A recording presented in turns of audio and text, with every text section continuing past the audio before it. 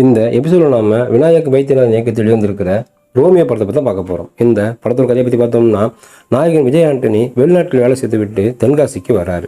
35 வயதான இவரை திருமணம் செய்து கொள்ள பெற்றோர்கள் வற்புறுத்துறாங்க. ஆனால் இவரோ காதலித்து தான் திருமணம் செய்வேன் என உறுதியாக இருக்கார். இந்நிலையில் சென்னையில் பெரிய நடிகையாக வேணும் என்ற முயற்சியில் செய்து வரும் மிர்லாலினி தாத்தா மறைவுக்கு தென்காசிக்கு வராங்க. இவரை பார்த்தவுடன் காதல் ஏற்படுறாரு விஜய் ஆண்டனி. இவரை திருமணம் செய்ய விஜய் ஆண்டனி ஆசைப்படுறாரு. முதலில் திருமணத்தை மறுக்கும் மிர்லாலினி ஒரு கட்டத்தில் குடும்ப சூழ்நிலை காரணமாக திருமணம் செய்ய சம்மதம் தெரிவிக்கிறாங்க. திருமணமான மறுநாளே விஜய் ஆண்டனியிடமிருந்து விவாகரத்து கேட்குறாங்க மிர்லாலினி. இறுதியில் விஜய் ஆண்டனியிடமிருந்து மிர்லாலினி விவாகரத்து கேட்க காரணம் என்ன, விஜய் ஆண்டனி விவாகரத்து கொடுத்தாரா, இதாங்க இந்த படத்தோட மீதி கதையே. படத்தில் நாயகன் நடிச்சிருக்கும் விஜய் ஆண்டனி இயல்பான நடிப்பை கொடுத்திருக்கிறாரு.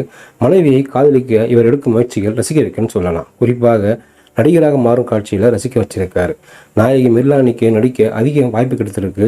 அவரும் கதாபாத்திரத்தை உணர்ந்து சிறப்பாக நடிச்சிருக்கான்னு சொல்லலாம். விஜய் ஆண்டனியின் காதலுக்கு உதவுவராக வரும் யோகி பாபு ஒரு சில இடங்களில் மட்டுமே ஸ்கோர் செய்திருக்காரு. விடிவி கணேஷ், இளவரசு, ஷாரா ஆகியோர் நடிப்பு திரைக்கதைக்கு ஓட்டத்திற்கு பெரிதும் உதவி இருக்குன்னு சொல்லலாம். பரத் தனசரி இசையில் பாடல்கள் அனைத்தும் கேட்கும் ரகமாக இருக்குது. பின்னணி இசையும் திரைக்கதையை ஏற்றவாறு பயணித்திருக்குன்னு சொல்லலாம். பருக் ஜே பாஷாவின் ஒளிப்பதிவு சிறப்பாக இருக்குன்னு சொல்லலாம். வெளிநாடு, கிராமம், சிட்டி என அழகாக இவரது கேமரா படம் பிடிச்சிருக்குன்னு சொல்லலாம்.